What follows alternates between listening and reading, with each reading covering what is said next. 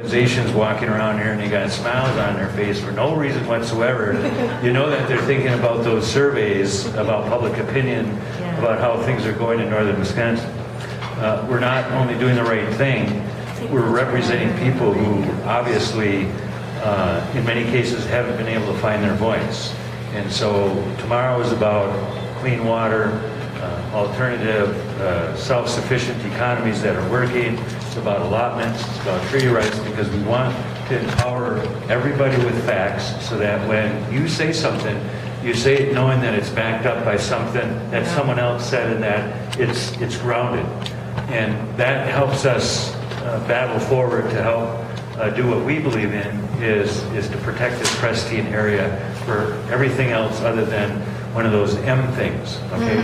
Because if I'd had my way, and there's a few signs around here, you know, just like it's politically inappropriate to use either one of the F words at a public hearing, and if you need to know what those are, we'll let you know later, okay? Politically incorrect. At this conference, it's inappropriate to use the M word because there won't ever be one of those M things, and we're beyond that, okay? So what we're talking about is defending water, giving voice to our neighbors, feeding our families and relatives, learning from each other about some of the things that are out here and some of your concerns and fears, whatever they may be, to broaden the horizons. So my understanding at 1:30 on the front, Bill and Pete Rasmussen, Bill Hart, are going to be leading some tours up into the range here to look at all the beautiful things that are up there, and there might be a few messy spots left over from some activity with some people that have some idea that there might be an M thing sometime, but it ain't going to happen as far as we know. So what we want to do is look up there and say, observe what resources are up there, observe the quality, take pictures. I said this a long time ago, and I've said it several times. Don't wait for CNN to show up and take pictures and do the news. You are the news. You all know how to import, export, upload, download, share, like, and all those things. And if you don't know how to do that, ask your grandchildren like I do. And they'll do it very efficiently and easily. Take pictures, take audio, take video and post it, because Fox News ain't going to come here. CNN ain't going to come here unless there's a big battle over on the Penokee range. Everyone knows you're on the Gogebic now. You're not on the Penokee range, you're on the Gogebic range over here. There's two of them that comes through here. And from Madeline Island, you can see both of them. Actually see the Gogebic range, and you see little summits at Whittlesea, Moore Park Road, and other places that's in the background that represents the Penokee range, and the fact that Whittlesea and Moore Park Road, actually, Moore Park Road summit is 4 feet higher than Mount Whittlesea, which is supposed to be the 4th highest place, so it's 5th, and where the LCO Harvest Education Learning Project is, or HELP, Harvest Education Learning Project, because we're not camping. Okay, I'll talk a little bit more about that tonight again. We're not camping up there. You know, it's like Yogi Bear, and someone comes up and gets rid of all the mosquitoes with one of those things and all that. We're doing $500,000 worth of things that Iron County and the DNR and other people can't afford to do or don't have personnel to do because those things have been gutted. So we're doing a lot of things that need to be done in terms of baseline stuff up there. You are the eyes and ears of that.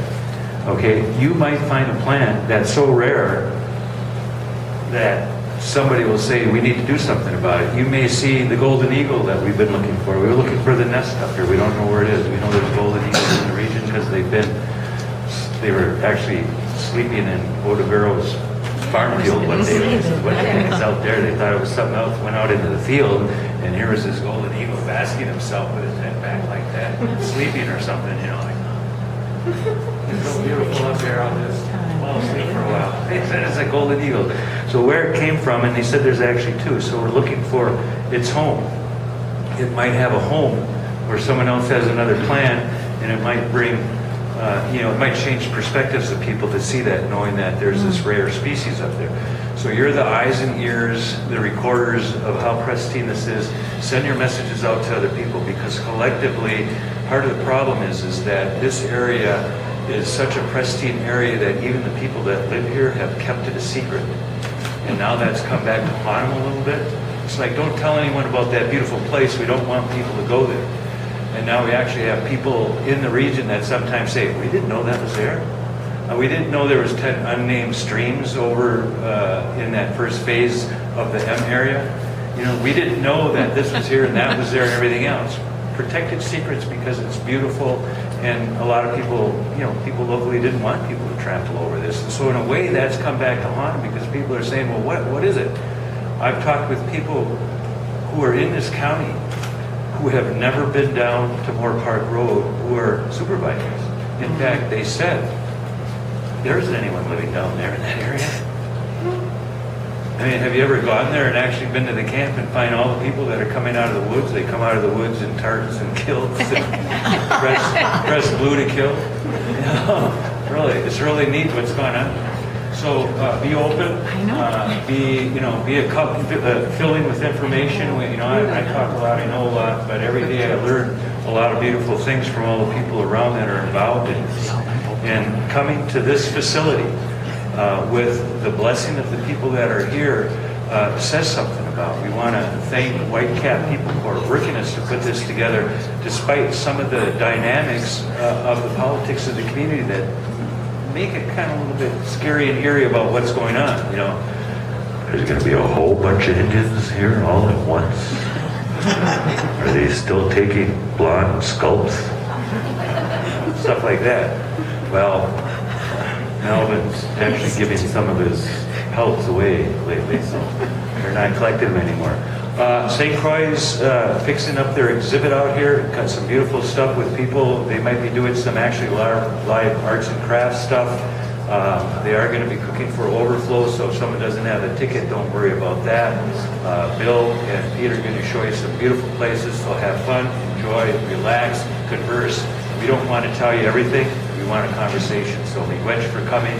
And is there anything else that needs to be said? You got your rules and regulation sheet? Like when you get out there, you're running on Indian time, and then you're running on Penokee pristine relaxing time, which is double Indian time. So like if something doesn't start right on time, don't get upset because it may or may not happen.